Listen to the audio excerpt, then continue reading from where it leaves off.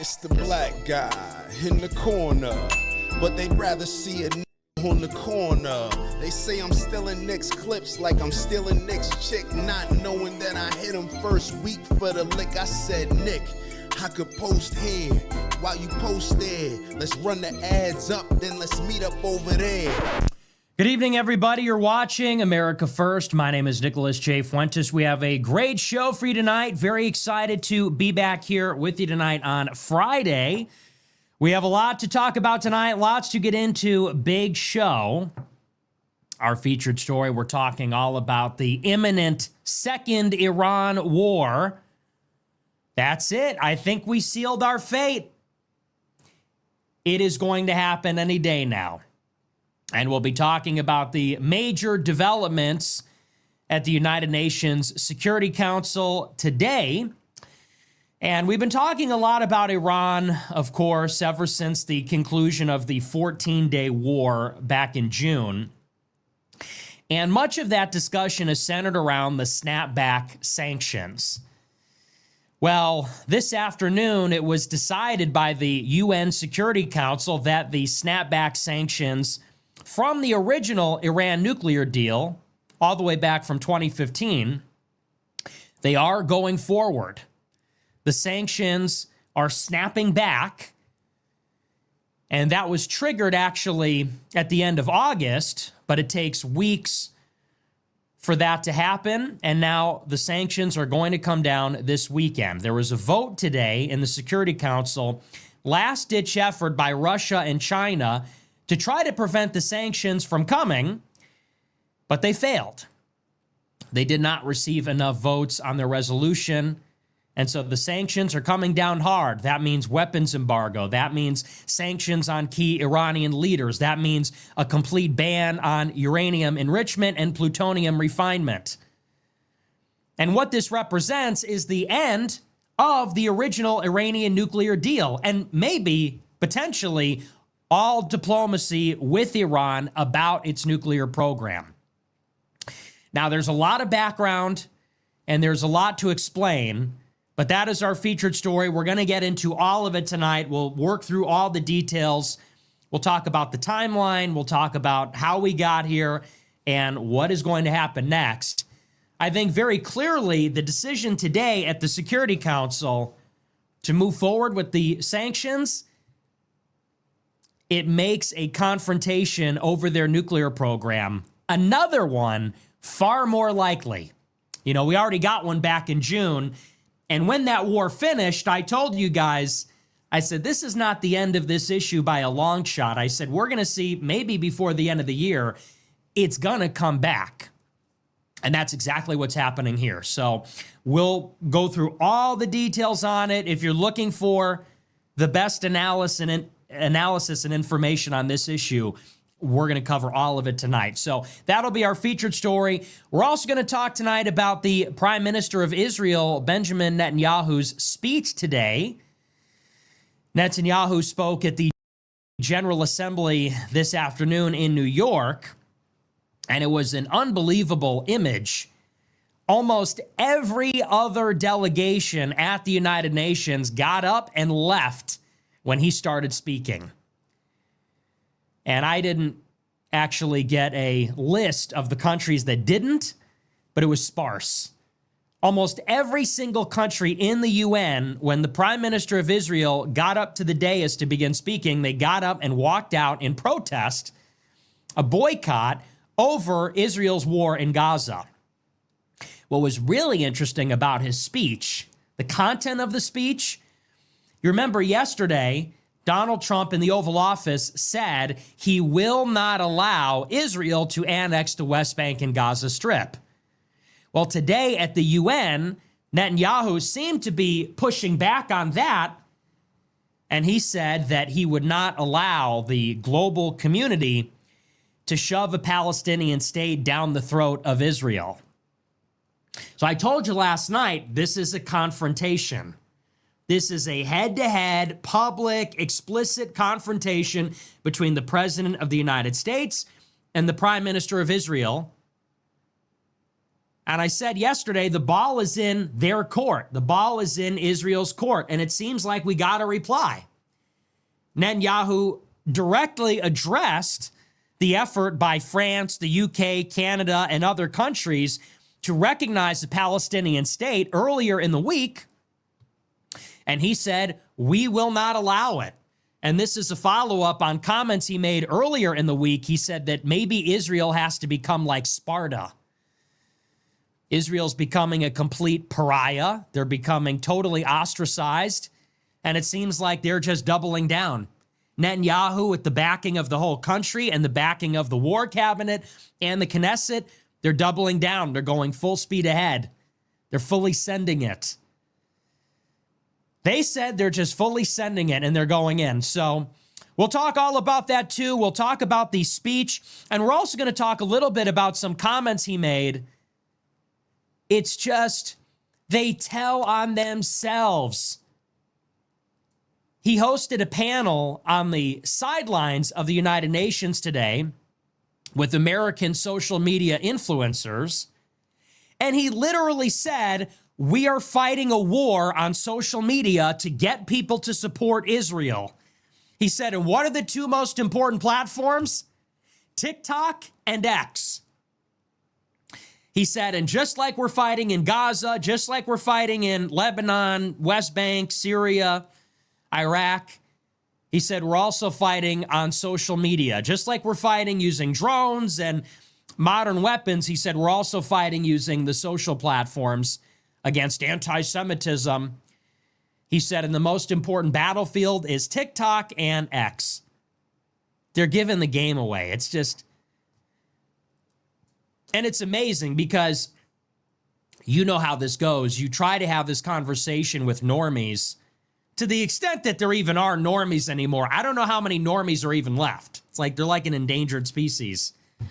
You encounter a normie in the wilderness, it's like encountering a buffalo or something, a bison. It's like encountering a polar bear. Like there are no more normies. Try to find somebody that doesn't know about dancing Israelis and, you know, and all that kind of stuff. They're endangered now. You try and find them and it's like, we need to put these people on a reservation because they're running out of them.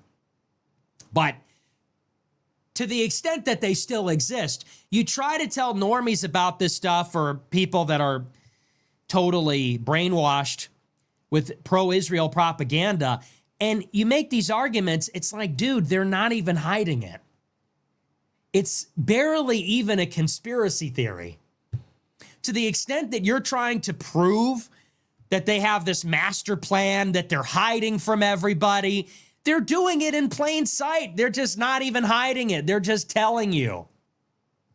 It's like when Kanye tweeted, who invented cancel culture? The Jews. And then they destroyed his life, and the president of the ADL went on the Breakfast Club and said, he was against Jews, so we had to shut him down. And then he said, I mean, people had to shut him down. Like they're not even hiding it. They're just open about it. They've always been open about it. So we'll talk about that too. Should be a pretty good show.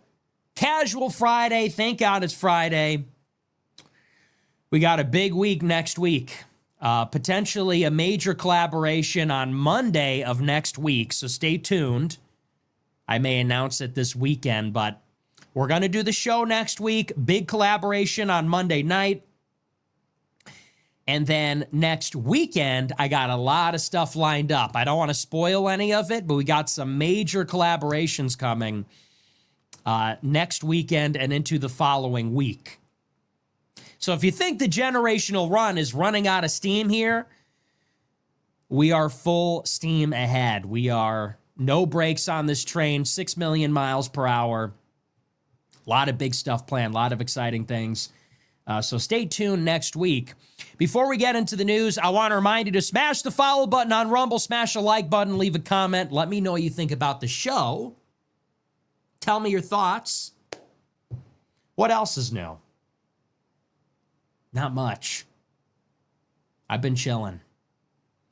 I will say, guys, people did not like what I've been saying about Erika Kirk. Last night during the Super Chats, was it during the Super Chats? I think it was.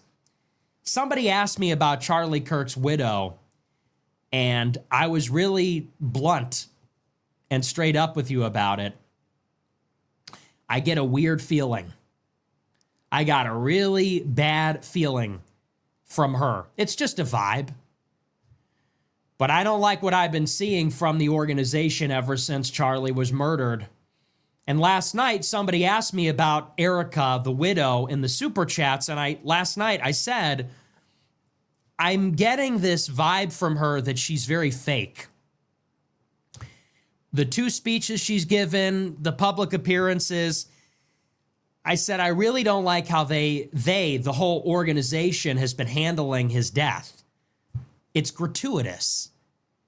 And don't get me wrong, if they want to say that they're carrying on his legacy or they're doing things the way he would want them to be done or they're continuing to fight the good fight, I get all that. But it's a little gratuitous. Am I the only one that feels that way? It's just like excessive. They are beating that dead horse. They are milking this for everything it's worth. It started right out of the gate, and they have just been pushing it every single day. Within 3 days after he died, she's given a speech. She's the CEO. They're sending fundraising texts about it right out of the gate. Then they do this memorial, and once again, I get it. If that's the turning point way, by all means, and they want to honor his life, by all means. But they're doing the Super Bowl commentators with the headsets on, doing a media table. They're selling merch, registering voters. They got pyrotechnics. Is this WrestleMania or is this a funeral? Like, what are we doing here? And then, the day after the funeral, I'm getting 500 texts and emails. Erika Kirk here. I miss him. Every time I blink, every beat of my heart. Make sure to donate $5, $15, $25. It's like, okay. Then they're doing a show. Did you see the show today? And so prescient. I said it last night. I said, I'm getting like a fake vibe. Something's off there. And people say, well, everybody grieves differently.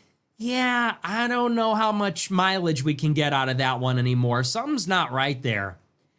Very bizarre, weird vibe there.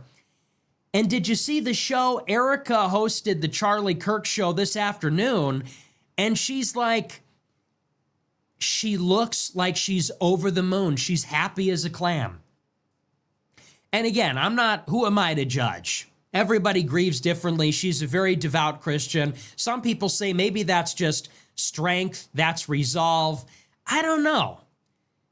It's one thing if your husband dies, period. It's another thing if your husband dies at age 31, unexpectedly. It's another thing if your 31-year-old husband unexpectedly dies because he gets publicly executed with blood gushing out in front of thousands of people screaming and running away. That's like something that's altogether different.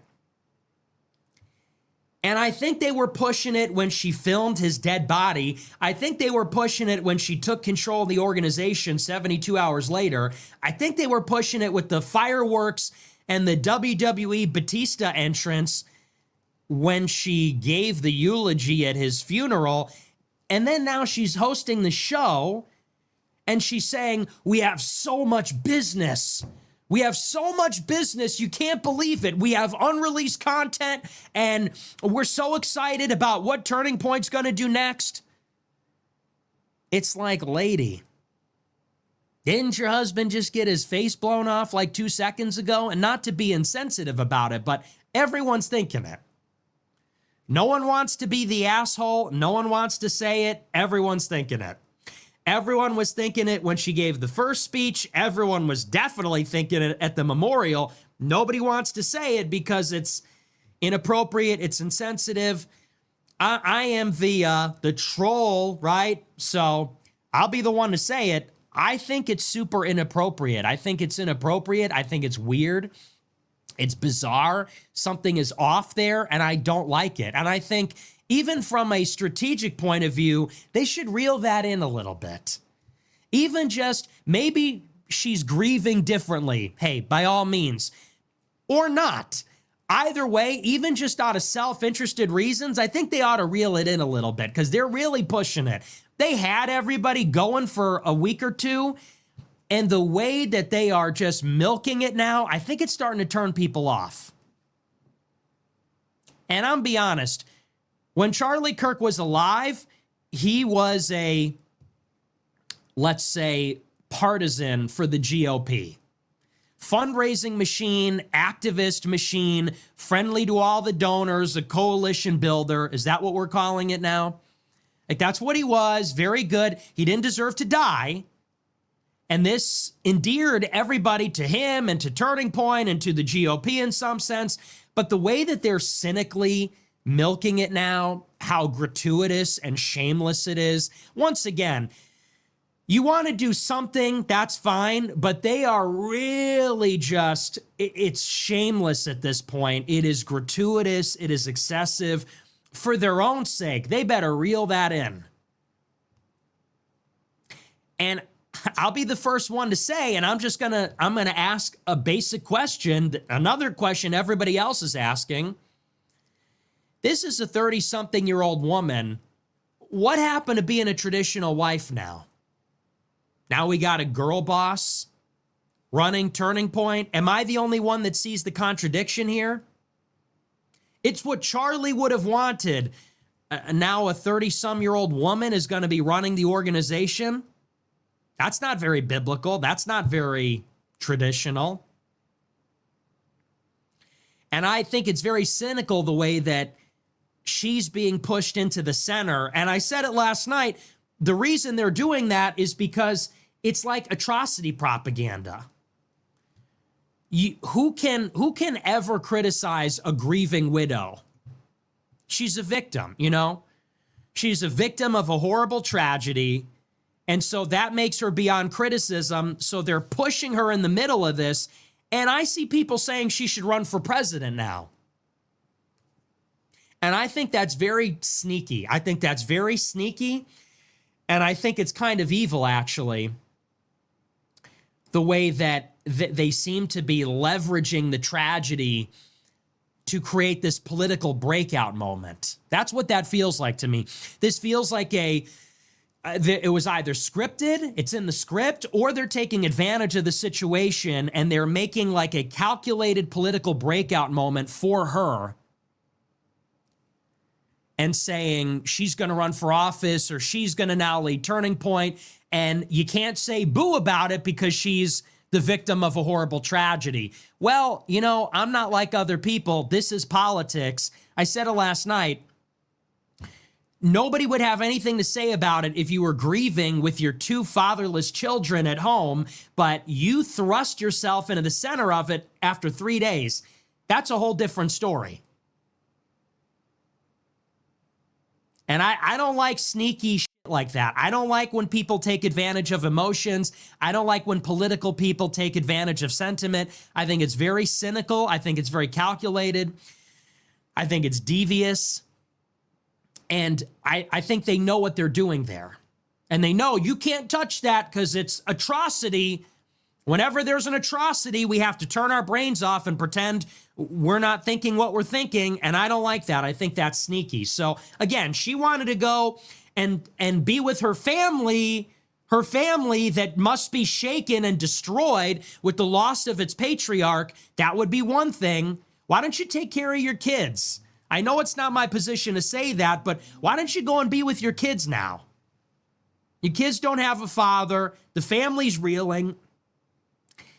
She wanted to give a speech, then the memorial. Now she's hosting the show. She's going on different. She's going on Alex Clark, talking about unreleased content. The show goes on. Didn't Charlie have 1 million lieutenants that can do this? Aren't there 1 million people that could line up to succeed him? Look at that Brylan Hollyhand. The way that guy is salivating at the opportunity, it's just gross. You see this guy?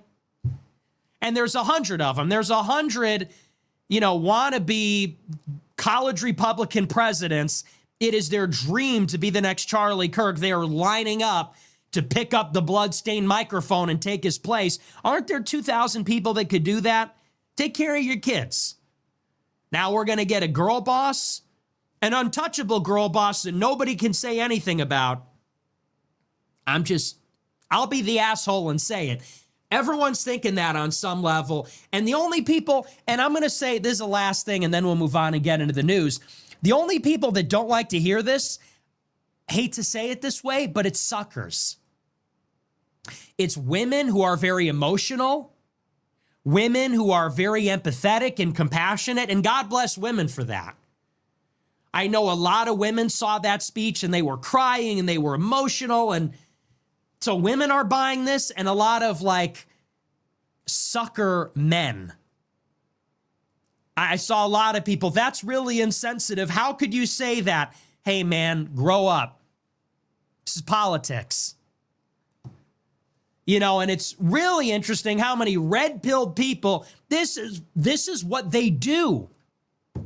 This is what political creatures do. They exploit endlessly emotions, fear, anger, sadness, piety. They exploit every sentiment that you feel based on the sensational images that we are shown, our visceral reaction to them.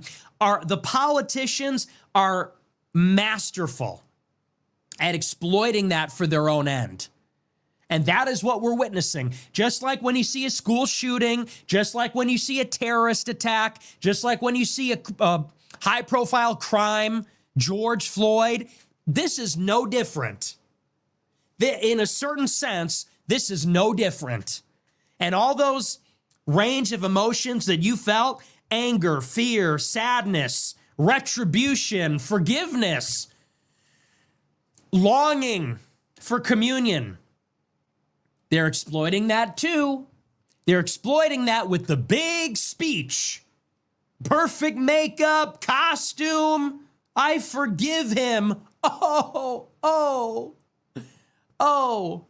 She should be president now. I'm not that really pisses me off. You know, you want to be the widow, then be the widow. You want to play girl boss? Whole different story. Whole different story. I don't like when people mix those things. I don't like when people mix these things. It's like, who is that kid at Parkland or whatever? David Hogg. David Hogg, his school got shot up. Now he's going to be a Democrat politician. I'm sorry. Seriously? I don't like that. I don't like it at all. And I think it's cynical, and I think people are afraid to say it because of the, all the sentiment on the timeline. But I don't like it one bit. And yeah, I'm willing to be the asshole. I know people won't like it, but I think you're a sucker if you're buying into this right now. It's the most cynical, exploitative political move I've ever seen. And you know what? When they say it's what he would have wanted, they're damn right about that, because that's who these people are. Turning Point, that's what they are. How do you think you build an organization that makes $140 million a year? That's what they do. They're experts in making money, collecting checks, collecting cash, telling people what they want to hear. That's what Turning Point was, a very corrupt organization 2 weeks ago, and it still is. Turning Point was taking money from Zionist donors, Wall Street donors, Silicon Valley donors, Meta, all this kind of stuff. They are taking checks, taking cash like nobody's business. Bernard Marcus, Foster Freeze, you name it. And after this guy went down, it's almost like, they saw dollar signs from that. And that's pretty gross. I say that as somebody that, obviously I didn't really like the whole operation. And the operation's going to do what it does best. The way these people are exploiting this, it's just sort of sick. But anyway, that's that. I don't want to spend too much time talking about that, but I saw a lot of strong feelings. People saw my comments on that. They said, how could he say that? That's so insensitive. I'm not going to be bullied. You are not going to fucking cry bully me into not expressing how I feel. And anybody that tries to tell you that, you shut them right down. How absolutely dare you? How absolutely dare you? Womp womp. I don't want to, you know what?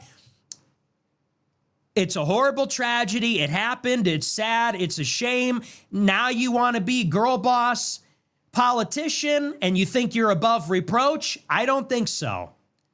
You want to go and fundraise off of this, make millions of dollars, turn it around for some kind of profit? Yeah, you've just forfeited that card. So don't be playing that game with me. I'm not going to be emotionally blackmailed or morally blackmailed like that. You don't get a free ticket to ride because a horrible situation happened. You know, Irina Zarutska, she got stabbed in the neck. Where was her WWE funeral? That other one in Minnesota, she got charged with 5 counts of disorderly conduct. I mean, we're in a horrible situation in our country. They want to roll it into more of a GOP parade and not, we can't criticize it because of a tragedy. I'm not going to be morally blackmailed about that. You know, I'm still not with the GOP.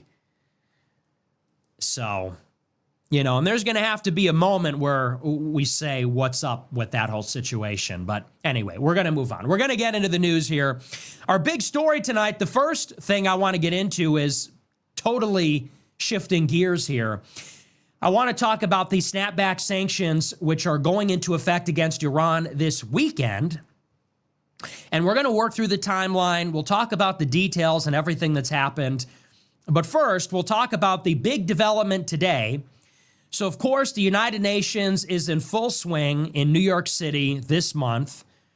And there has been a meeting of the General Assembly, the Security Council. These are all the speeches you've been seeing over the past week and a half.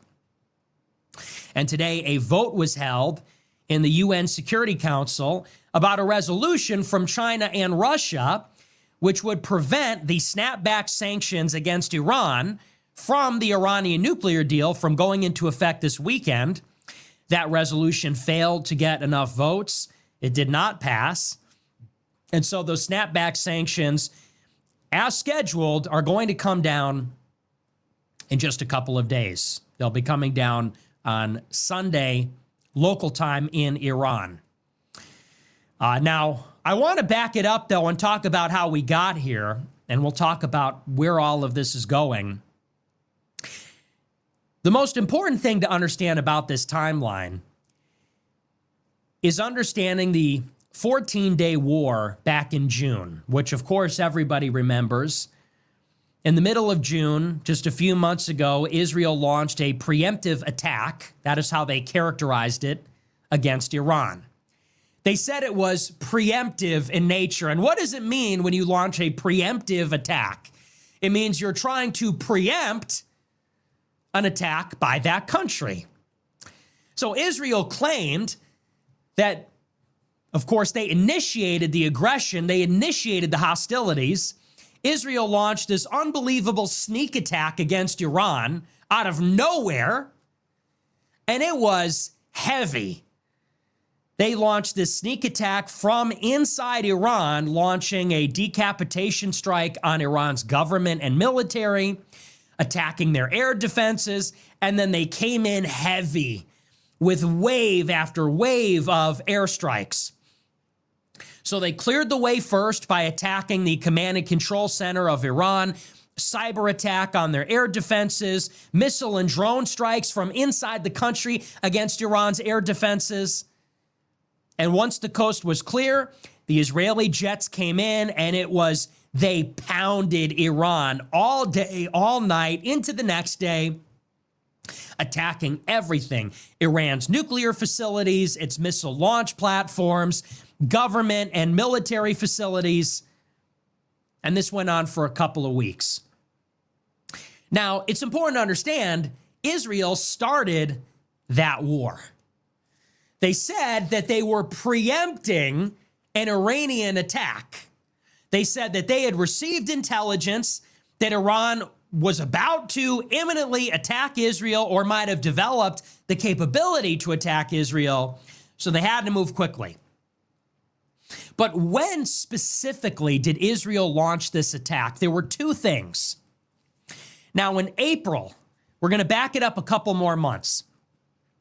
In April 2025, this is 5 months ago, Bibi Netanyahu made his second visit to the United States. So Netanyahu was the first foreign dignitary to visit Trump as president in his second term at the White House. Netanyahu came back a second time in April to visit with Trump. During that meeting in the Oval Office in the press scrum, Trump announced that he was engaging Iran in nuclear diplomacy. You might remember this. Now, the news at that time said, this is according to Barak Ravid from Axios, that Netanyahu and the entire Israeli delegation were caught completely off guard. They did not know Trump was going to make this announcement. So Trump announces this. He told Netanyahu about an hour before the publicized meeting. They sit down in the Oval Office, and then in front of the press and the whole world, Trump says, I am going to meet with the Iranians. We're going to give them 60 days. And if we don't reach a deal on Iran's nuclear program in 60 days, then there's going to be fire and fury, you know, the usual thing. He gave them the deadline. Netanyahu was not happy. And almost immediately, he went to work trying to sabotage diplomacy. The United States and Iran met a total of 5 times during the 60-day period. And they didn't make much progress. The nuclear diplomacy between the United States and Iran, the main impasse here, the hang-up, is whether Iran can make nuclear fuel for potentially a nuclear weapons program.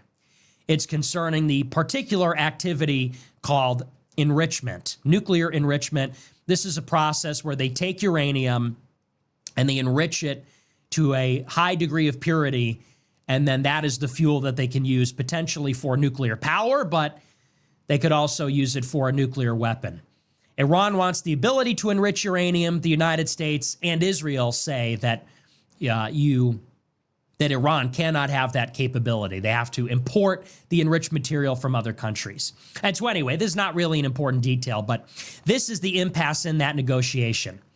For 60 days, the United States is trying to make a deal with Iran, and they're trying to come up with a deal, a complex deal, creative solutions where both sides can kind of get what they're looking for. And so they come up with solutions like maybe Iran can move its enrichment to an island that is technically Iranian, but is not on their soil. It's technically on their soil, but it's off of the mainland. It's in the Persian Gulf. And they say it's on their soil, but it's not on their mainland. It's technically their facility, but we'll have other countries operate it. So we'll have people from Saudi Arabia or the Emirates or Americans. They will actually have the keys to the facility. So they're coming up with all kinds of creative workarounds where Iran can continue enriching, but the United States can say that we took it away from them. How do you satisfy both of these contradictory conditions? They're coming up with potential solutions, and they're not making a ton of progress, but we're developing rapport. We're developing a working relationship, working towards direct negotiations, working towards some semblance of an understanding.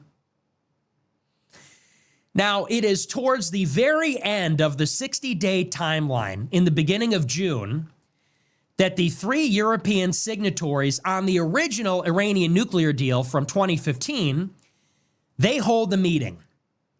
And they call these the E3 countries, the 3 European nations that signed on to the original Iran deal. They are Germany, France, and the United Kingdom.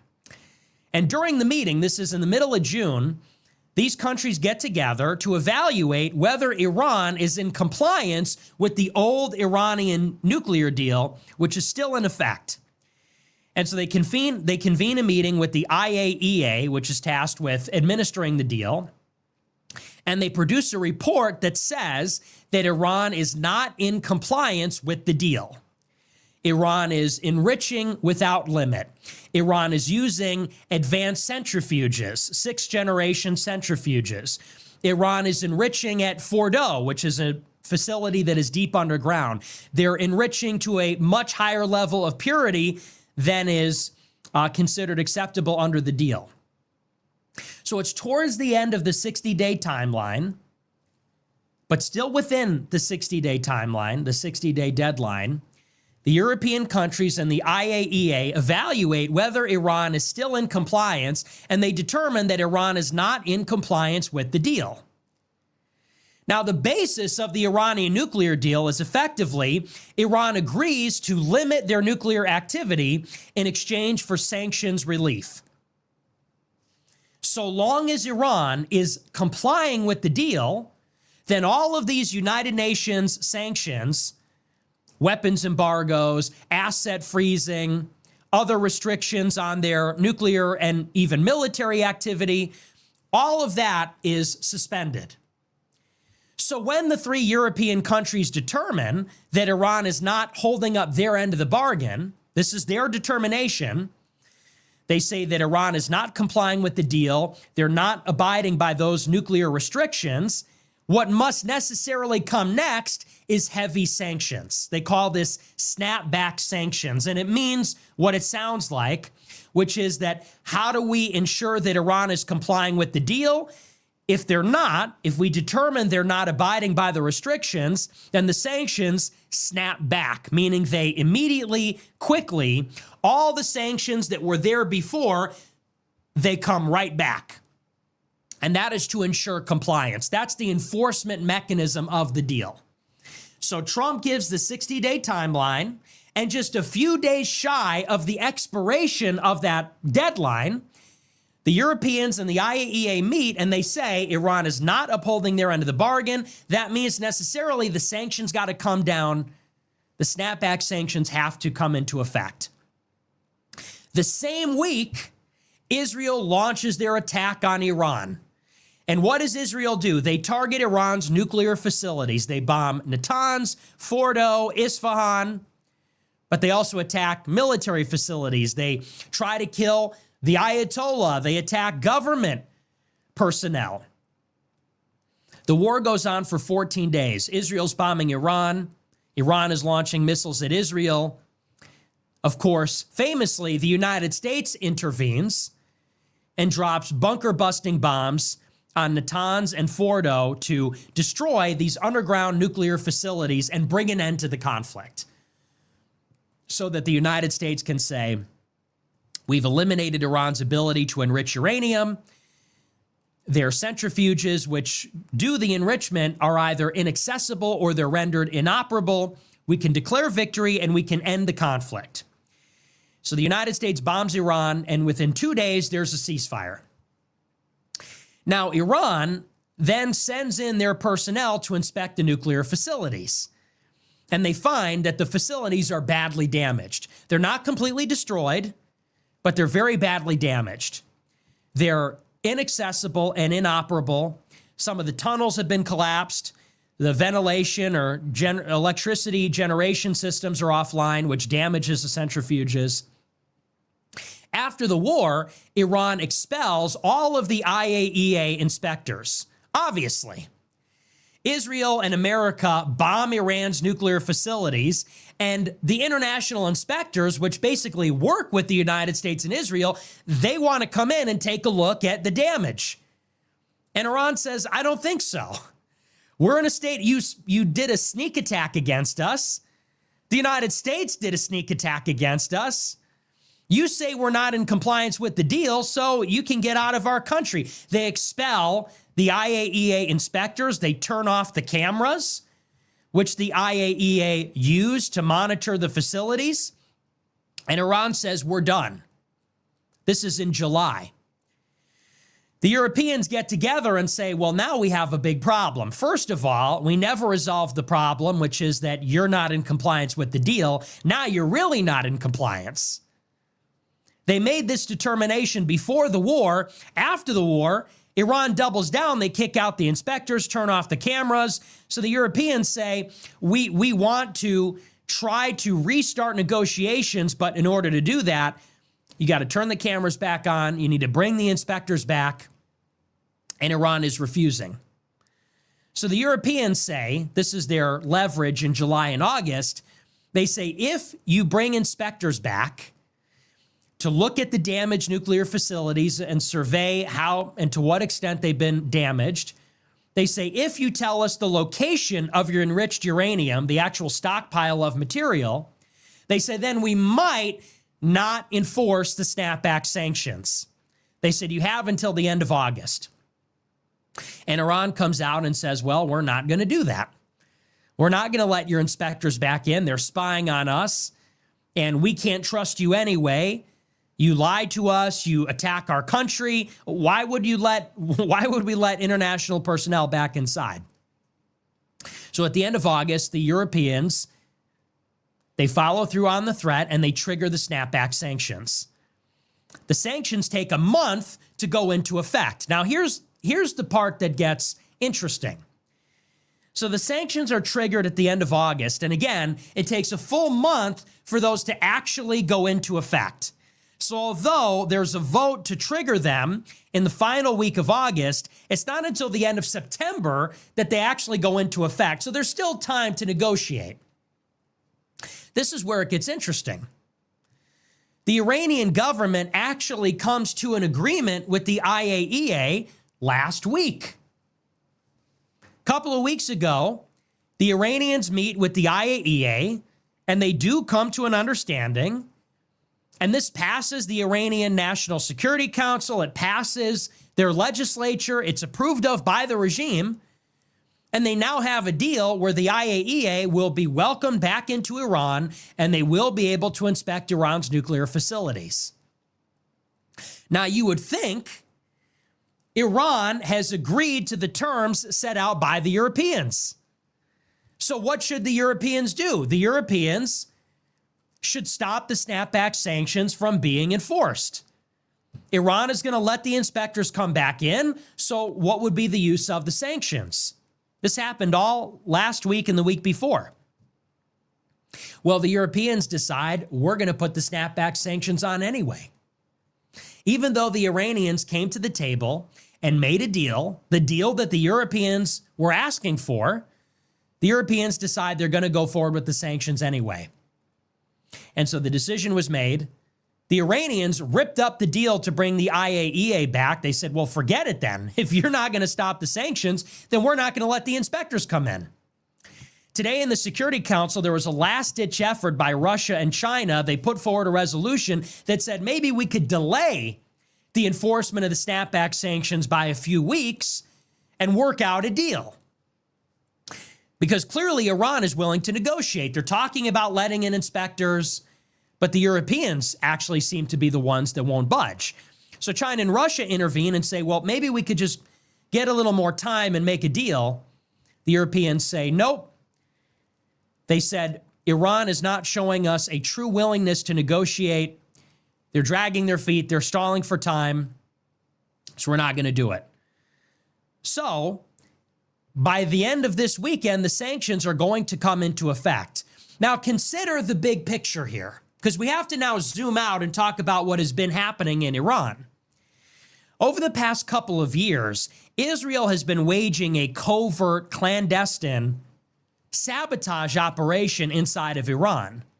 It's like an internet meme inside of Iran that every day, every week, there seem to be explosions, fires breaking out at ports, oil refineries, drone and missile factories, major infrastructure like their electrical grid. Their basically all their critical infrastructure has been under attack by Israel nonstop for 2 years. And if you pay attention to international news, it's being reported all the time. Fires, explosions. As a result, Iran is seriously struggling. There are rolling brownouts. Their electricity is scheduled to go off basically for most of the day. They have no fuel. Fuel, and by that I mean gasoline, is scarce. They're also running out of water. There's an historic drought in Iran. And so people can't get access to running water most hours of the day. So the people are literally dying from heat stroke, from dehydration. They're not able to get any of the essential commodities that a country needs to function. So, of course, what is happening? There are massive protests in Iran. It is destabilizing their society.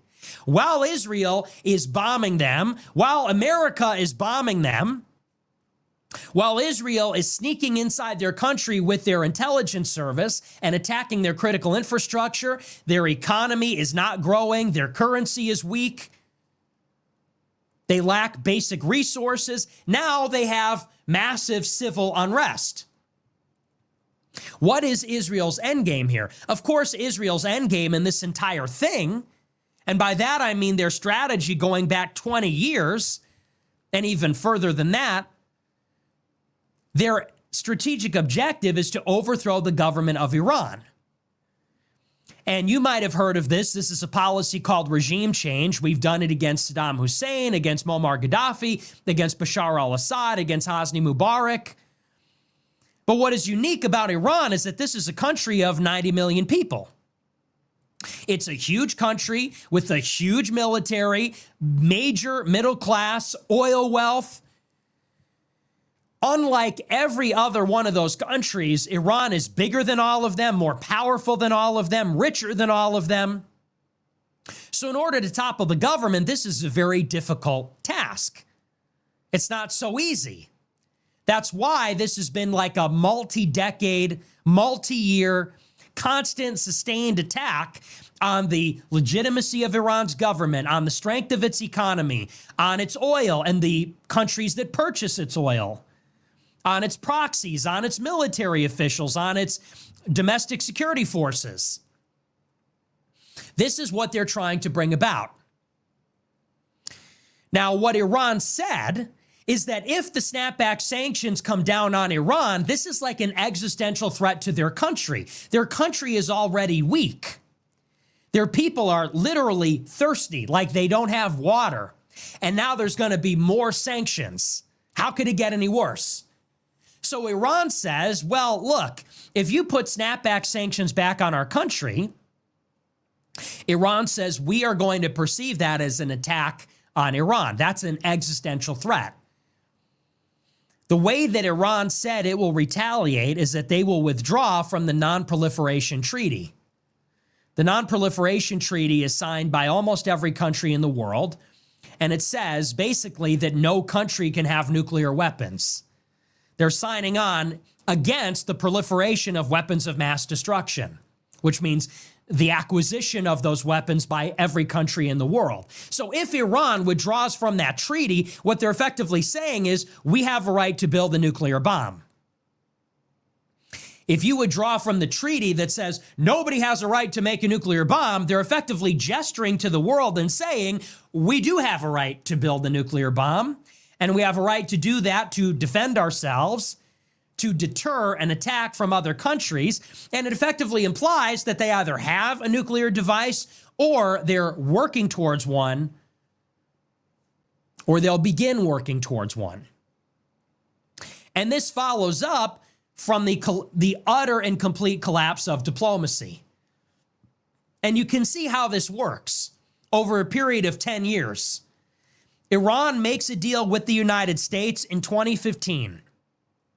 By 2018, literally 3 years later, President Trump pulls us out of the deal and collapses the whole thing. Iran is no longer getting sanctions relief, and Trump is putting pressure on the Europeans, so they're not getting sanctions relief from Washington or from Europe. Iran is still keeping up with the deal. What happens next is that Israel starts blowing up all their factories, blowing up all their infrastructure, killing their scientists. Couple years later, Iran is trying to put together a deal with the Biden administration, trying to put together a deal with the Trump administration. But what does Israel do? They're attacking their diplomatic building in Syria. They're assassinating politicians in Tehran. And then an outright act of war, they just start attacking Iran and blowing up their facilities, claiming to preempt something that isn't even real. Iran tries, even after that, to come back to the table. Even after Israel and the United States sneak attack Iran this summer, Iran is still willing to come back to the table. They're still willing to re-engage with the IAEA. Nevertheless, the Europeans are not having it. There's even more sanctions on Iran. So what at this point is Iran expected to do? It seems like they can't win. They're trying to negotiate with the United States, but Israel is vetoing that. They're trying even then to negotiate with the Europeans, but the Europeans are not accepting any kind of compromise on inspections or anything like that. So at this point, you could reasonably say that the West is in an all-out war against Iran. And they're in an all-out war against Iran because Israel is at war with Iran, and the West is supporting this war. They're complicit in it. They're supporting Israel. They're unable to restrain Israel. And on top of it, they're applying economic pressure on Iran. So what is going to happen after the snapback sanctions go into effect? Well, it's very obvious. What is obvious is that if the snapback sanctions go on against Iran, there's no scenario where the Ayatollah is going to say, all right, you got us. We're going to give up our nuclear ambitions now. If they weren't going to give it up 10 years ago, if they weren't going to give it up 7 months ago, why are they going to give it up now? They are embattled. They are surrounded. And the United States, Israel, and now the Europeans have proven that you cannot negotiate with the West. You can't trust the West. The West is not even capable of restraining Israel. And the West is asking for too much. So the Ayatollah today said, all diplomacy with the United States and the West is off. It's done. We're not negotiating anymore. Now, what do we in the West have to assume about Iran? If the Ayatollah and the Iranian regime are unwilling to disclose the location of their enriched uranium, if they're unwilling to give full access to IAEA inspectors and now not even letting them into the country, if they're saying that we won't negotiate with the West anymore, what do we have to assume? We have to assume that Iran has a stockpile of enriched uranium. We have to assume that Iran still has centrifuges. We have to assume that Iran is using the centrifuges to enrich uranium to 90%. And on some level, we have to assume that they're working towards a bomb. And if that's the case, then we have to think about how long it's going to take them to do that. Could be years, could be months, could be weeks, depending on what they're trying to build. And if they acquire a nuclear device and withdraw from the NPT, it will be because they're preparing to announce that they have the bomb. And if they have the bomb, then any sort of effort against them becomes exponentially more complex. Why can we not do regime change against North Korea? Because they have nukes. And if we went in, they would nuke South Korea, they would nuke California, they would nuke Hawaii.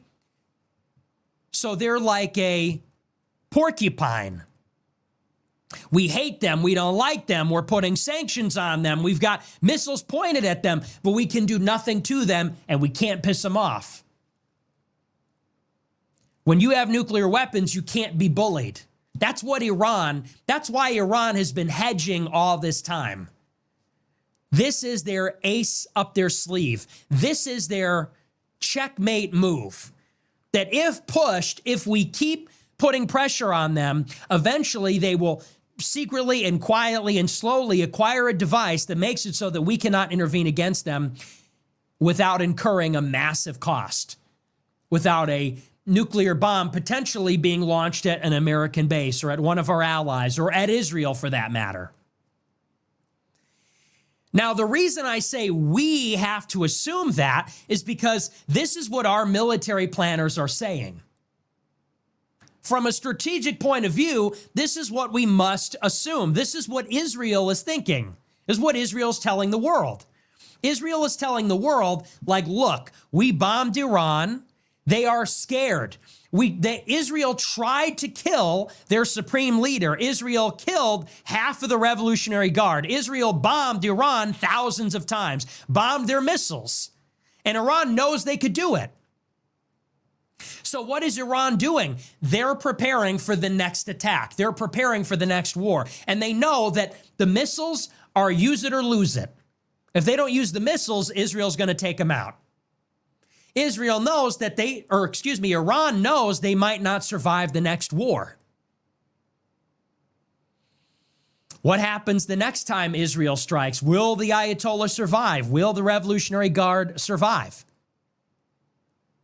They have to prepare the ultimate deterrent, which is a bomb. So what this does is it makes Israel extremely aggressive. Israel will not wait for Iran to get a bomb. Israel has to assume that Iran is working on one, and they might be and they might not be, but Israel has to assume that they are because they can't afford to be wrong. So what is Israel's next move? It's obvious.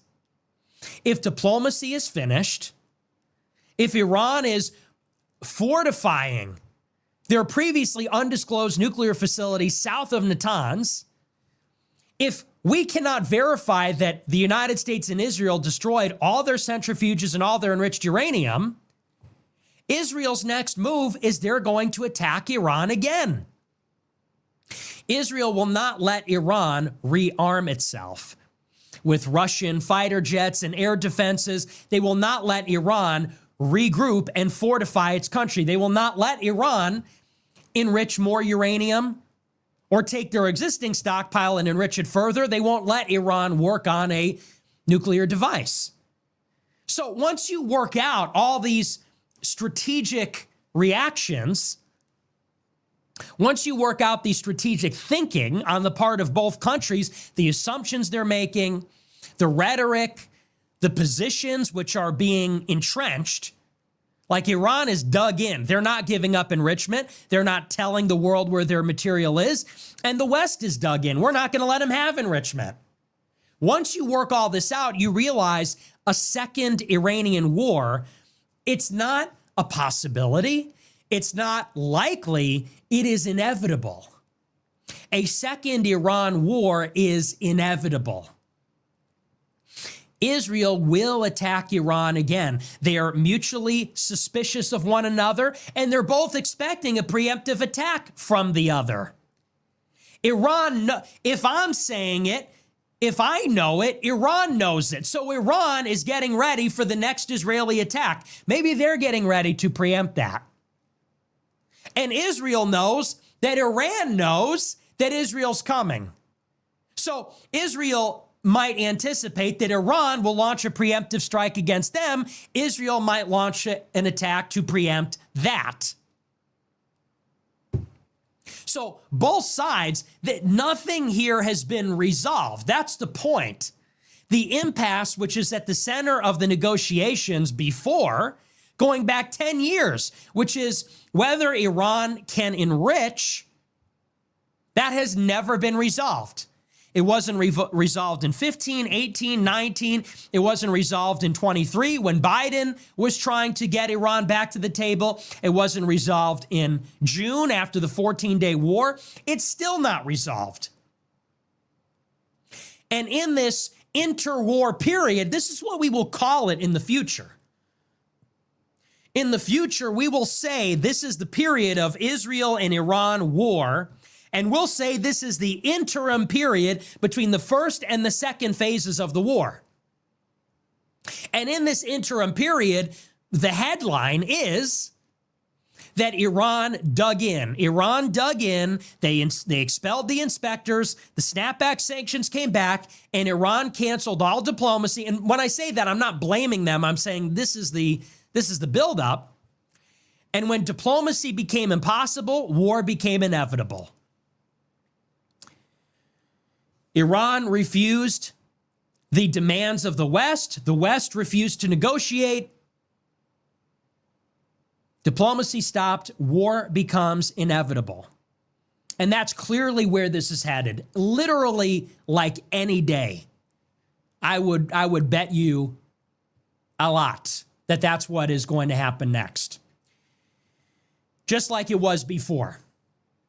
And it's hard to say precisely the timeline, but that is obviously where this is headed. And this is the article. We'll just go through it very briefly.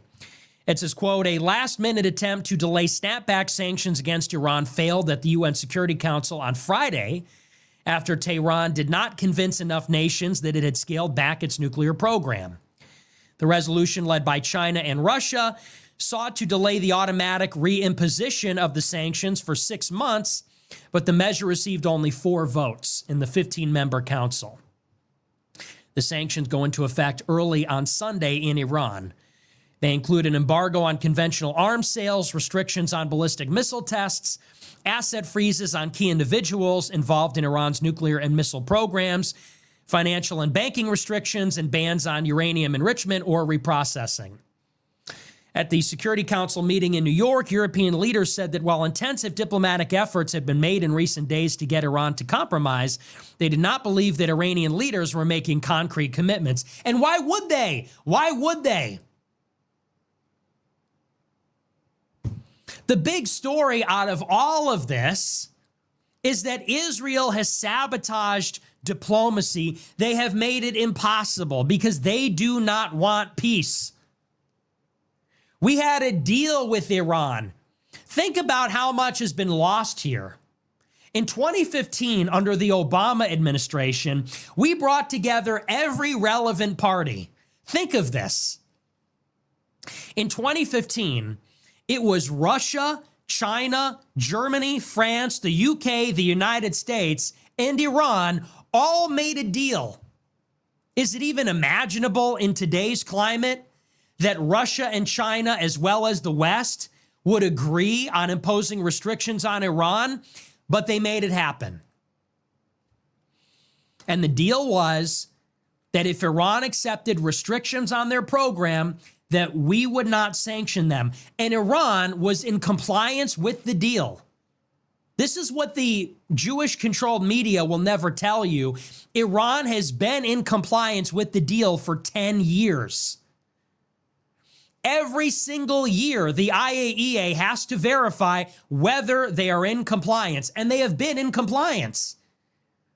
Iran's facilities have inspectors. They have cameras. They have a 24/7 camera feed in Iran's facilities. But Trump is elected and he pulls the plug on the deal. And then Israel starts killing their scientists. And Israel starts doing cyber attacks and other industrial sabotage on Iran's infrastructure. Trump tries to make a deal in earnest. That is what Trump wanted. I believe that. And Israel could not wait. They literally couldn't wait 48 hours before the deadline expired and Israel launched their attack and scuttled diplomacy. And the way this article reads, it says, well, Iran won't negotiate. Why would they? Iran was negotiating. Iran made a deal. We sabotaged it. Iran complied by the deal. We didn't. And we bullied the Europeans out of complying with their end of the deal. Iran was negotiating with Trump. Israel sabotaged it the whole time. And the second, outside the deadline, Israel launched a surprise attack. And then we launched a surprise attack of our own. And we said that the only reason we ever engaged in negotiations was to get them to lower their guard and make them vulnerable so that Israel could have the element of surprise. Why would Iran negotiate now? So the media will make Iran out to be the bad guy. Like, we can't trust them, they won't negotiate, they won't give concessions.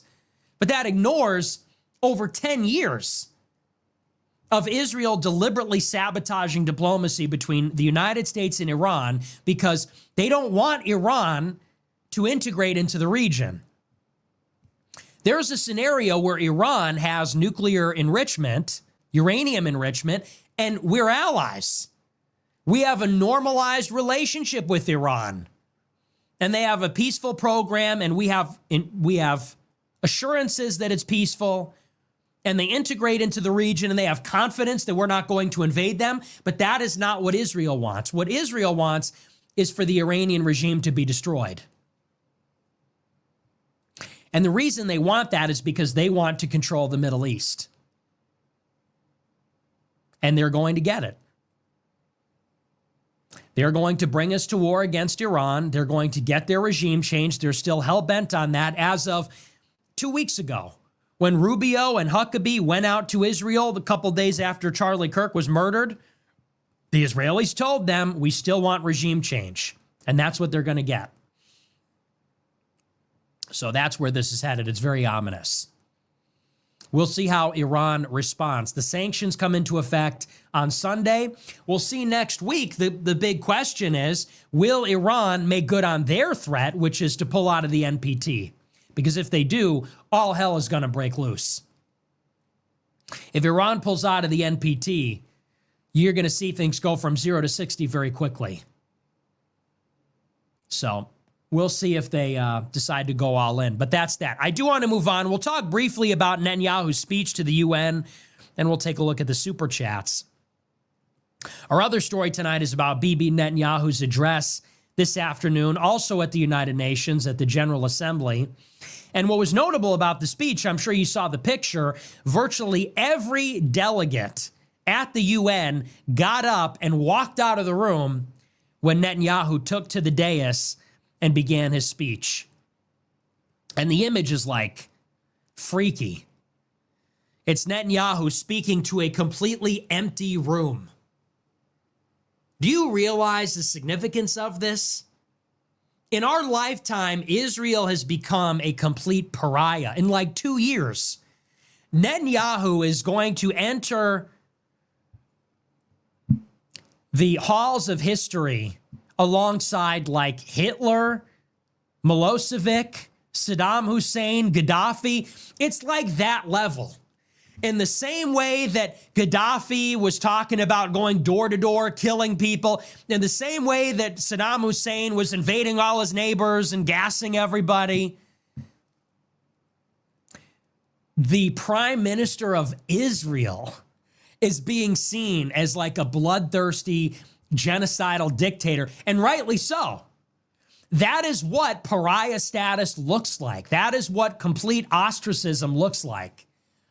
They have lost the entire world in 2 years because it wasn't always like this.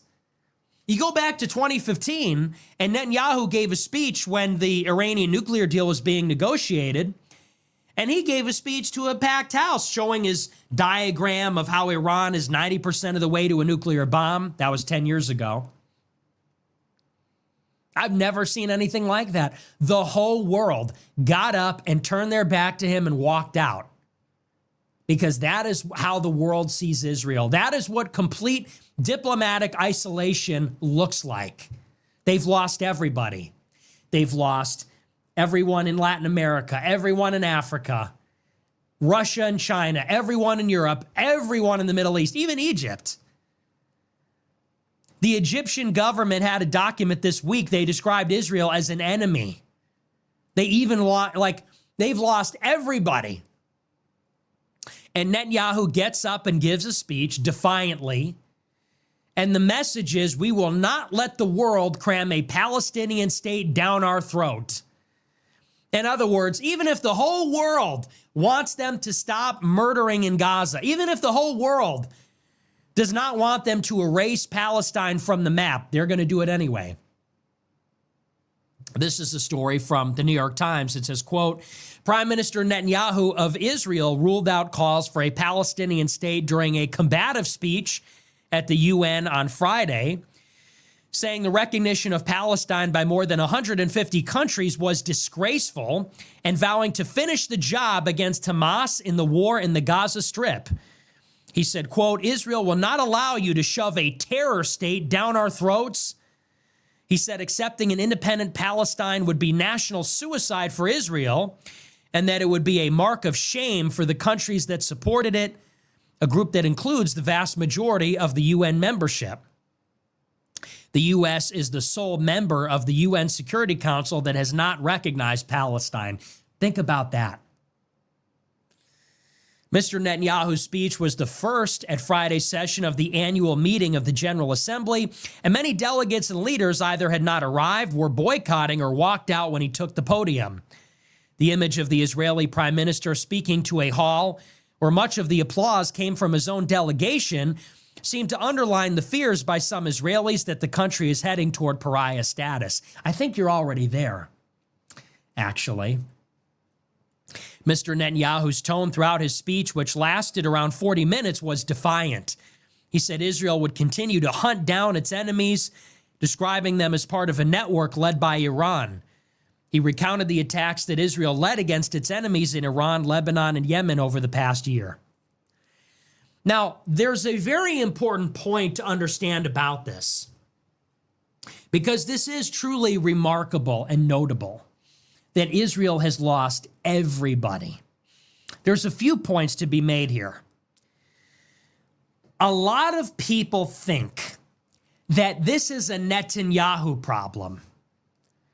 You know, a lot of people are reluctant to blame the Jews. They're reluctant to blame Israel. They're even reluctant to blame the Israeli government. People don't like to do that because the idea that an entire people or an entire country or even that entire country's government, the idea that like the generality is wicked, it's hard for people to accept. We're programmed to not like that. We're pre-programmed with these platitudes where we say, you know, the Russian people are not so different than us. It's their government. It's Putin. The Chinese people are not so bad. It's their government. It's Xi Jinping. It's the Chinese Communist Party. This is like a very liberal idea. And so we talk about Israel, people like to say, well, it's their government. There's many fine people in Israel, and it's not even everyone in their government. It's just the Likud party. It's just the prime minister. The prime minister is holding the country hostage for his own political purposes. He is making Israel a pariah state. They need to reject him. But that's wrong. That's all wrong. Let's be very clear. It is the entire Israeli government that supports this. Okay? It's not just Netanyahu. It's everyone in the Israeli government. It's like 99 out of 120 members of the Israeli Knesset are in favor of this policy. And 80% of Israel supports the policy. So when people say it's just Netanyahu, I would recommend you read Benny Gantz's op-ed in the New York Times from a couple of days ago. The leader of the opposition against the governing coalition in the Israeli government wrote an op-ed in the New York Times, and he rejected that idea forcefully himself. Benny Gantz, the leader of the opposition, said, if you're against Israel's annexation of Gaza and the West Bank, he said, you're not against Netanyahu. He said, you're against Israel. On the contrary, he said, if you are against what Israel is doing, you're not against the prime minister. He said, we all support this. You're against the bipartisan security consensus of the whole nation, of all the people and all the government. So the idea that Netanyahu is leading his country down this evil path, kicking and screaming, that's not true. If Netanyahu was replaced by a vote of no confidence, if he's replaced in the next elections in the spring, he will be replaced by somebody who will do the same thing. They all support this. They're all firmly behind him. He's got a majority in the government. And most people support what he's doing. So let's be very clear. It is Israel. It's not just Netanyahu. It is the Israeli government. And on some level, it is the Israeli people. That's the extent of the issue there. Okay? It is this Jewish nationalism in Israel that is driving this. That's what it is. It is this Judaic nationalism, which is based on Jewish heritage, national identity, ethnic or religious supremacist views. The Israelis really believe that because they were attacked on October 7th, this now gives them the right to wipe out the West Bank and Gaza. Like they all believe that now. They all believe that the status quo that prevailed previously is now unacceptable. Because if Hamas was able to attack, then they cannot tolerate the existence of a Palestinian state so close to their population core. So they got to go. And that policy is what has turned the whole world against them. And to that they say, so be it.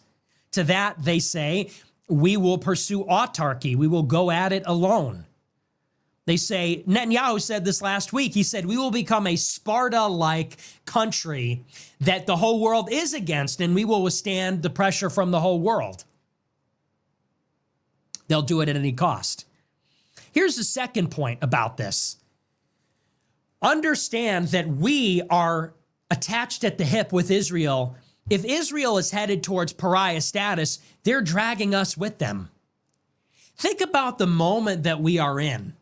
The dollar is rapidly losing its reserve currency status, and that's going to create a sovereign debt crisis for America because we can't unload all of our debt now.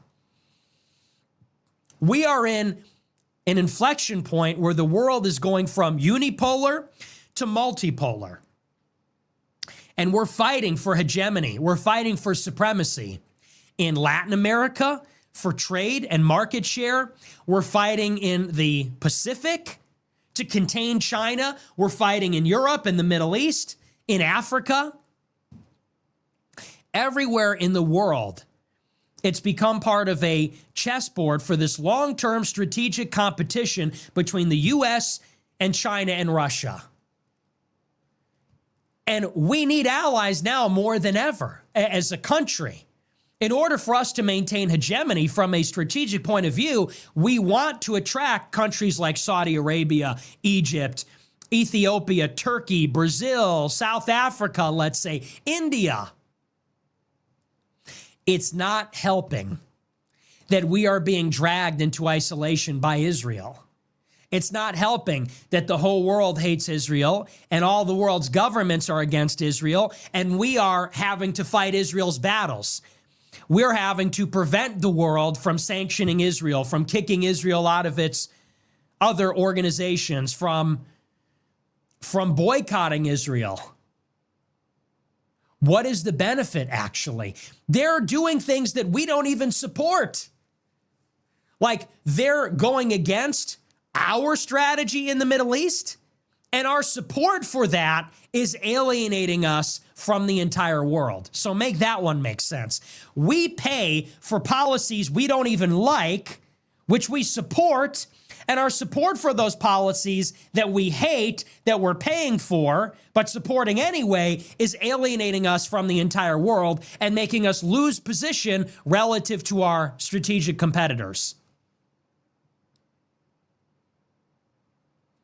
And this is where you realize what needs to be done here. It's not complicated. It's difficult, but it's not complicated. The American president has to put his foot down and restrain Israel. That's what it comes down to. It's like we're so far past the point. People say, treat Israel like any other country. Stop sending them foreign aid. No, like we need to confront Israel like an adversary. We need to confront Israel like we confront Putin, like we confront Xi Jinping, like we confront North Korea. How is Israel better than North Korea at this point? North Korea is not committing a genocide. How many people has North Korea killed in the past 10 years? When's the last time North Korea bombed a defenseless population? Like, think about that. Israel is the pariah state in the entire world. More so than Russia, more so than China, more so than Iran, North Korea. They are the pariah state of the world. Forget about we should treat them like every other country. If that were the case, we need to be sanctioning Israel. Forget about not sending them weapons. We need to put sanctions on them. We need to condemn them in the United Nations. We're the only ones that can stop them. Where's the leadership? The American president has to stand up to this tiny country. You know, for all people say, oh, you think they run the world? They're so tiny. The American president has to stand up to them and say, you are going to stop right now and you're going to obey. And if you don't, then we're going to pull the plug. I said it last night. It is past time for that to happen. But would you like to know why the American president can't do that? It's because they control our system. It's by design. It's a feature, not a bug. When you think the American president can't confront Israel because he doesn't want to alienate the powerful Jewish billionaires in America, you think, oh, that's a sticky wicket. No, they made it that way. They made it this way. They have us in a chokehold here. The American president cannot go against Israel. Why? Because if he does, the Republican Jewish Coalition, AIPAC, the ADL, the North American Jewish Federation, the Organization of Major American Jewish Organizations, it's all going to come down on that president.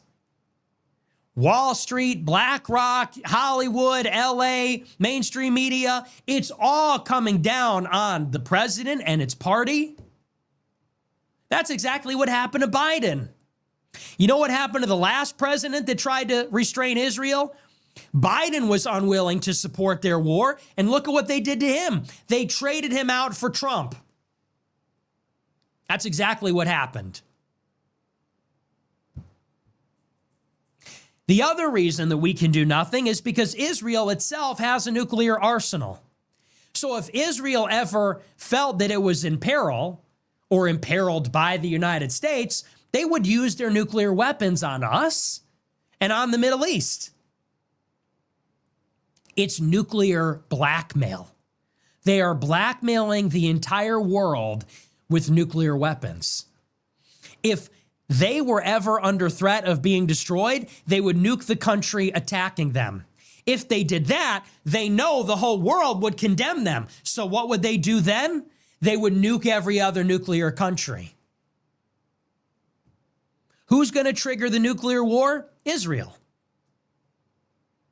That's the Samson option.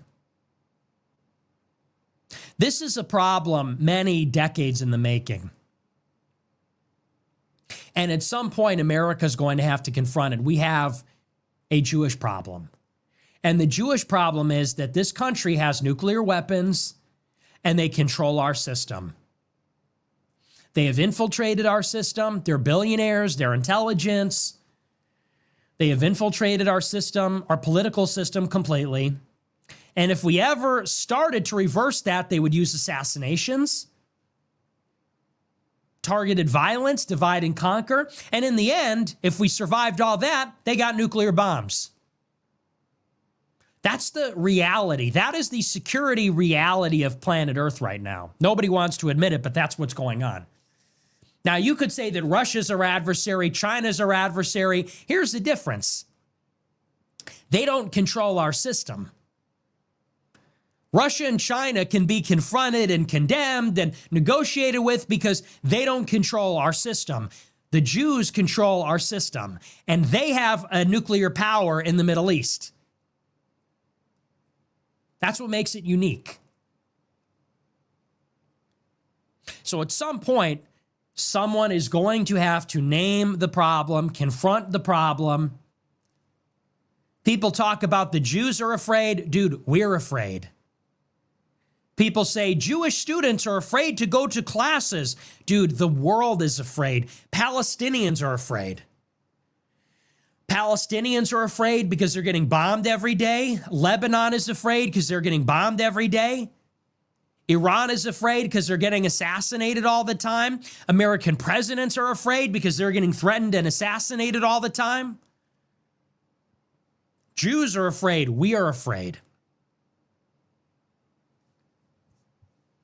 So when people take a look at the show and they say, it doesn't sound good when you talk about it's Jews, it's Israel, you know, what about the Holocaust? Dude, what about that? They are in power now. What about that? There's a Holocaust happening now. It's real. It's happening in Gaza. And no one can stop them. If the narrative about Hitler is that he was rounding up defenseless people and systematically murdering them, and no one could stop him because of his war machine, that's literally what is happening in Israel. To the extent that that's the narrative about the Holocaust, that's literally happening with Israel right now. So people say, don't talk about Jews, don't talk about Israel. That's anti-Semitic. What about the Holocaust? Dude, what about it? That's our reality today. And people are saying, you can't talk about it this way. You can't criticize it because Jews are afraid. Dude, we're afraid. The whole world is afraid. Netanyahu is standing there in an empty room screaming and yelling, but no one can stop him. No one can. They are like Sparta. They are the war island. And everyone is terrified of Mossad, of their nuclear bombs, their control over America. They're the only country that has all that on lock. And I'm just hoping that basically God intervenes to disempower them in an historic way, because that is the only thing that's going to save the planet at this point. It's scary. It's freaky. But anyway, on that note, we're going to move on. We're going to take a look at our super chats. Terrifying, but real. Where's my thing here? There we go. We're going to get set up. Let's take a look. On that note, we're going to take a look at our super chats. Let's take a look. We'll see what we got. We'll see what we got going on here. We got a lot of them. My neck hurts so bad.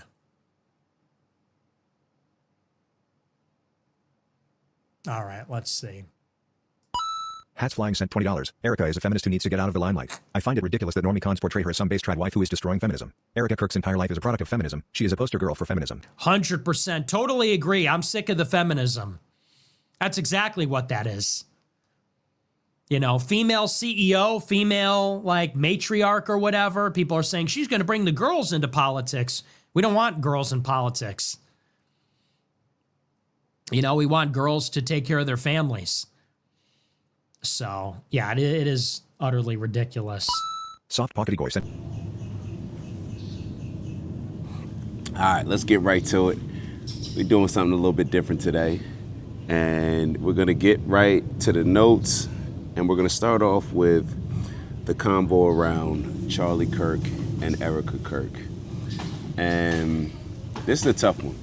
This definitely is a tough one. We touched on it a little bit in the last video as far as Nick willing to be the asshole and say what a lot of people aren't willing to say, but a lot of people are thinking. It is a bit weird to me. We're all entitled to our own opinion, especially when you go out there, want to be in front of the camera, want to be making these speeches, want to be on the podcast. I think we're entitled to have an opinion on Erika Trump, especially you guys are raising money, you're putting together a memorial that, you know, to Nick's point, does look a bit more WWE-ish rather than what I would think is a religious memorial service for Charlie Kirk and his passing. A lot of the things that Nick says, it's hard not to have that takeaway when you have Erika Kirk out here just embracing this new, I don't even know what to call it, this new, I feel bad saying opportunity.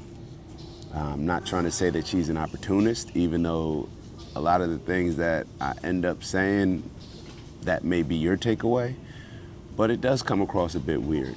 It does come across a bit weird. Like, I hate to say this, like if I was Charlie Kirk,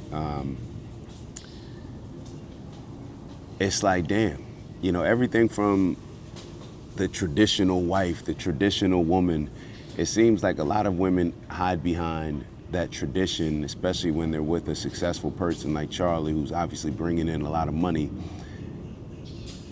It seems like those feminist values tend to eventually come out when the opportunity presents itself.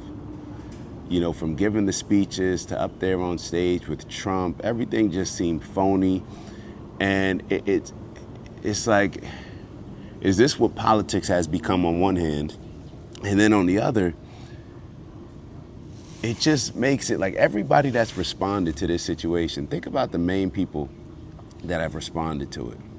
The people that have been getting backlash, like the Tucker Carlsons, the Candace Owens, even Nick Fuentes in his response that I thought was very solid and mature.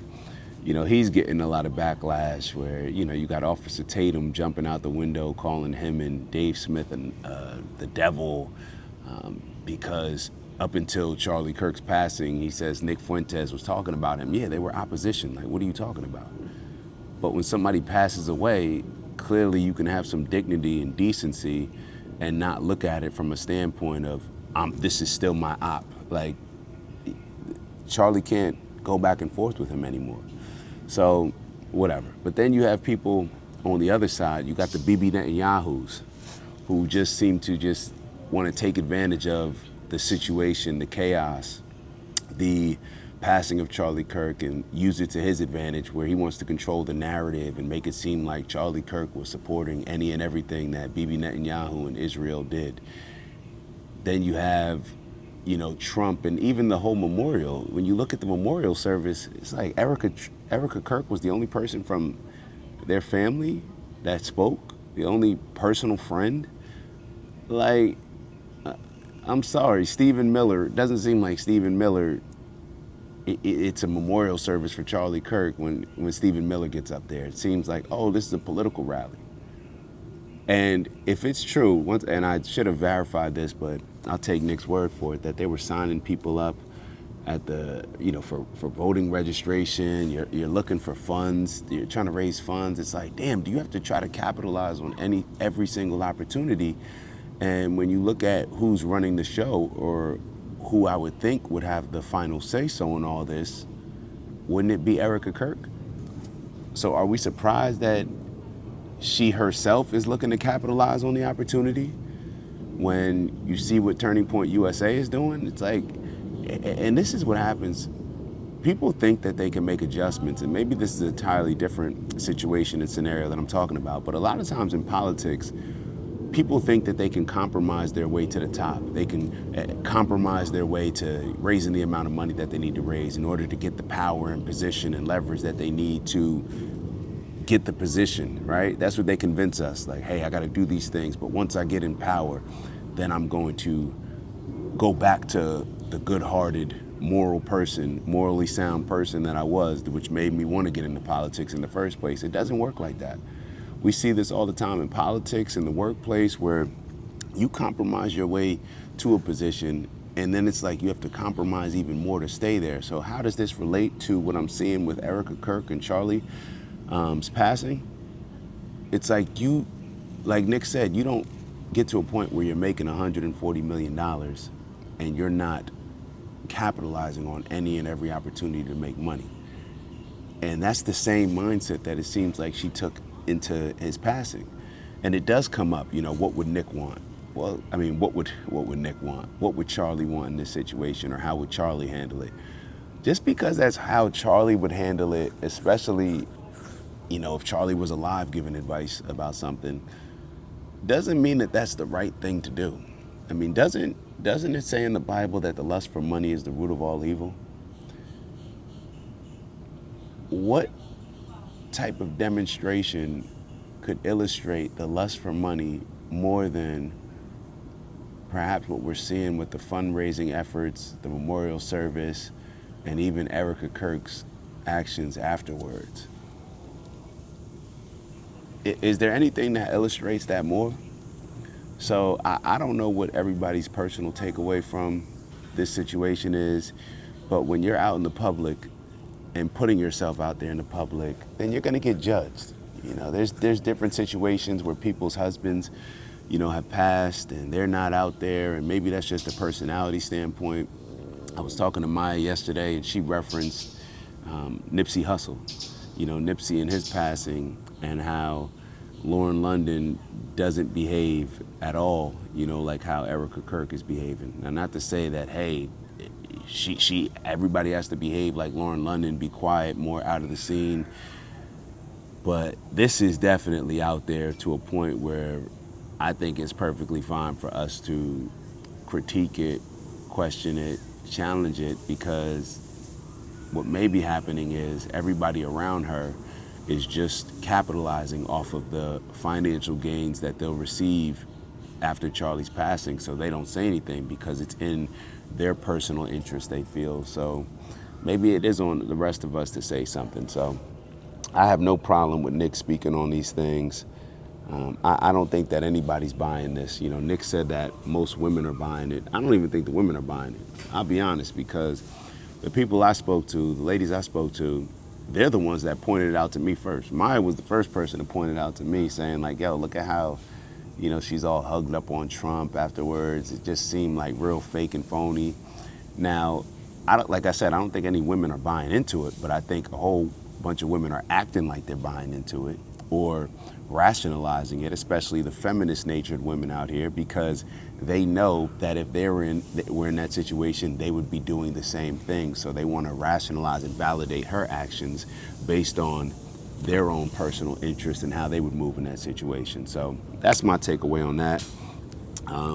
Let's move on to Israel attacking Iran. And I looked at my notes. I didn't even really have too many notes on it outside of discussing this whole preemptive wars. You know, when you look up the definition of preemptive, I think my phone died, but let me see if it's still on so I can read it for you all. Preemptive, I looked up preemptively, but preemptively means to act in advance to prevent something from happening, usually to stop an action by another person or group to gain an advantage or to block a potential opposition. So let me actually look up directly pertaining to war. So preemptive war.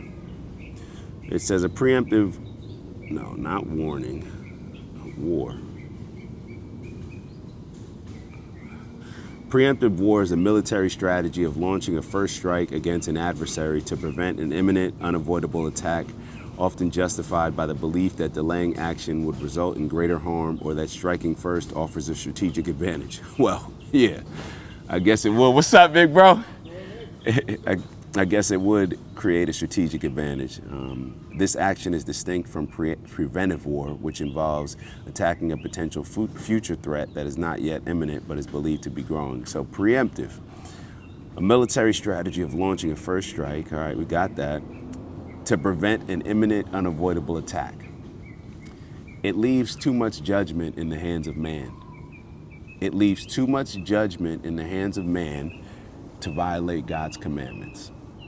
That's what I read from it. Often justified by the belief that delayed action would result in a greater harm or that striking first offers a strategic advantage. Just because it offers you a strategic advantage or that you can justify it preventing some type of harm to you and your people does not mean that this should be something that we even consider an option. And that's what I always talk about when I say, for me, I'm just not with any war. Just not with any war, because once you justify war, and war is on the table as a justifiable option, I should say, it's always going to get to that point. It's always just creeping to get to that point. Now, when war's off the table, then that's when we're forced to take different measures and to use our brain power, perhaps, and advance humanity to the point where we can figure out these disputes without killing each other and without killing a large portion of our population that a lot of our leaders seem to take for granted. There just has to be a different way. And when we look at what's going on between Israel and Iran, it's like, can't every side justify preemptive? Like when you look at different situations throughout history, like even in America, like should the Native Americans have just, killed all of the Europeans that came here because they were taking preemptive measures? Like if we thought about other situations and instances in the world where we could apply this logic, does it ever make sense? Or does it only make sense when you're preemptively striking to protect you and yours? So you justify it that way. And that's what seems to be the case when it comes to Israel. if we're just being honest, like preemptive. Like it goes back to the same question of, this all started on October 7th. Like the elitist mindset, or maybe just assuming that everybody is naive to the point where we're sitting here thinking that this war started on October 7th and that Israel gets to dictate the date of the conflict. It's like, nah, it doesn't happen like that. You're trying to control narratives. You don't get to take a group of people's land, however you feel you're entitled to it, or however you feel that you went about taking it, whether it's justified or not. You don't get to do that. You don't get to oppress people. You don't get to do all these things and then cry victim when something happens to you, just in my opinion. Now, do I think that October 7th, what happened on October 7th was wrong? Absolutely. I'm not for any violence. I'm not for any war, but playing the games of this happened here, so therefore we get to justify committing a genocide. We get to justify ethnic cleansing. We get to justify destroying an entire country, state, whatever it is that we're calling it. I can't go for that. I can't go for that, and I won't go for that. It's mind games that people are playing, preemptive, narrative. When you think about even now, with Israel taking over TikTok and Bibi Netanyahu saying that that's one of the most important war fronts. He said TikTok and then he mentioned X and he said this in other situations as well, because he knows that he needs to control the narrative when it comes to the war. And if you can control the narrative, then you can always convince people that, oh, these are preemptive measures. So therefore, they'll rationalize your actions. They'll rationalize any evil and destruction that you cause on a group of people because you convince them that it's preemptive measures.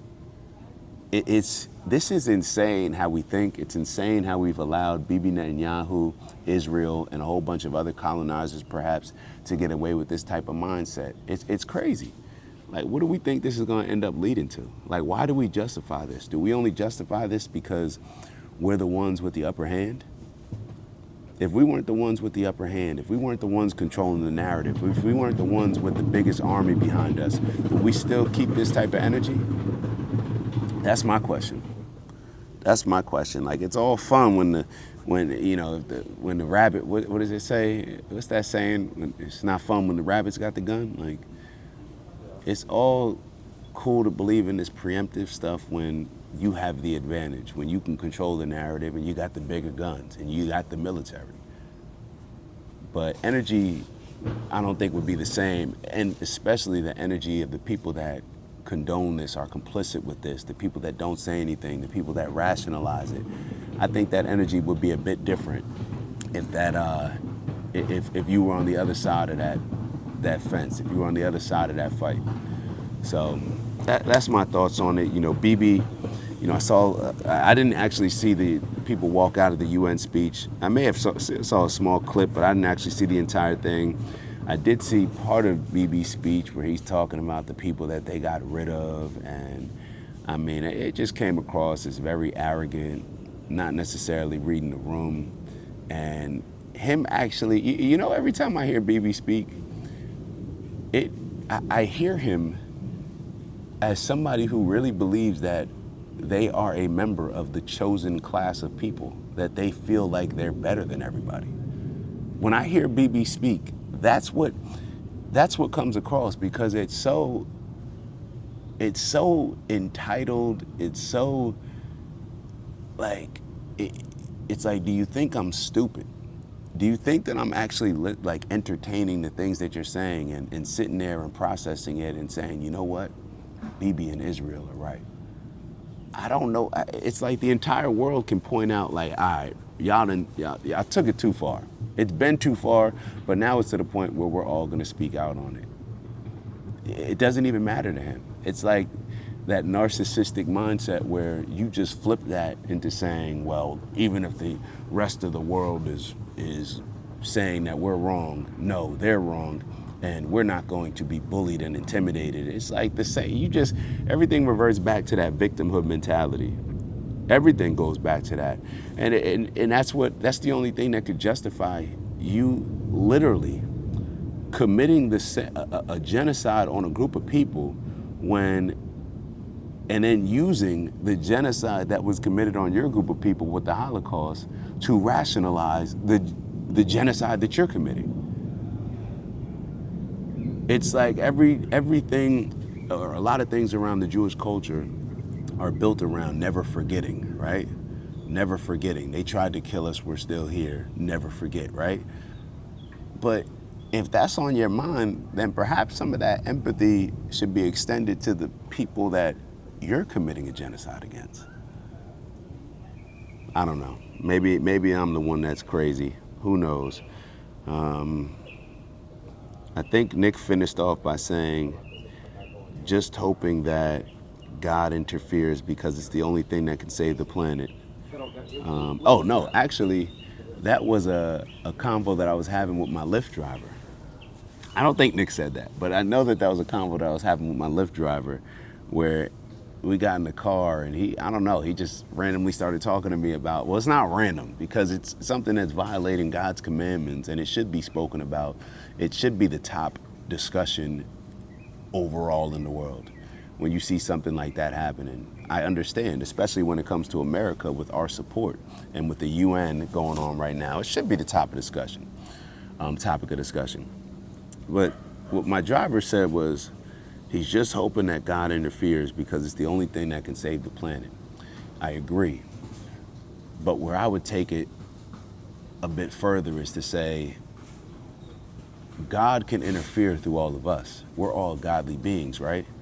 So it almost reminds me of, and this may go a totally different way, but I remember Tupac saying that I may not change the world, but I can inspire the mind of somebody that changes the world. God, if Tupac can do that, then God obviously can do that, right? So we don't have to wait for a savior to necessarily come back, but the savior or God, or however we look at it, can come back through us, can speak through us. We can be God's representation. We can behave in God's image, right? So perhaps if more of us embrace this mindset, embrace a certain standard of living, and when I say living conditions for all of humanity, then we can move forward and get over this mindset of not just this particular genocide that I believe is going on, but overall.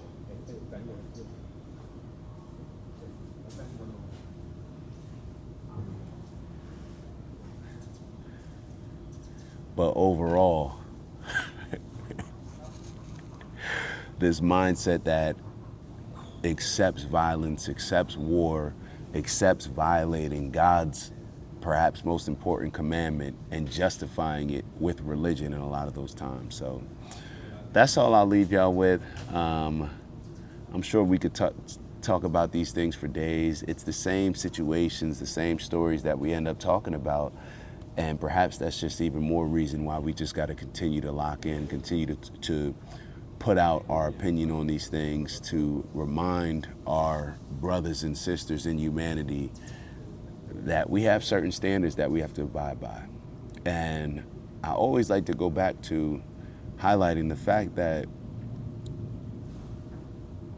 this is not just a message that is to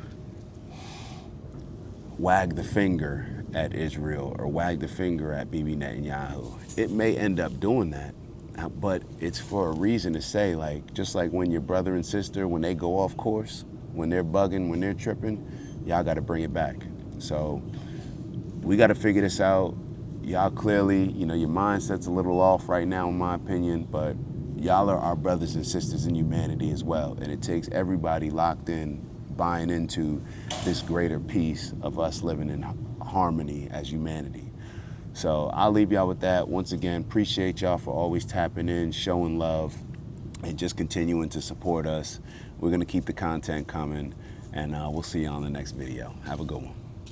It's the black guy in the corner, but they'd rather see a on the corner. They say I'm stealing Nick's clips like I'm stealing Nick's chick, not knowing that I hit him first week for the lick. I said, Nick, I could post here while you post there. Let's run the ads up, then let's meet up over there.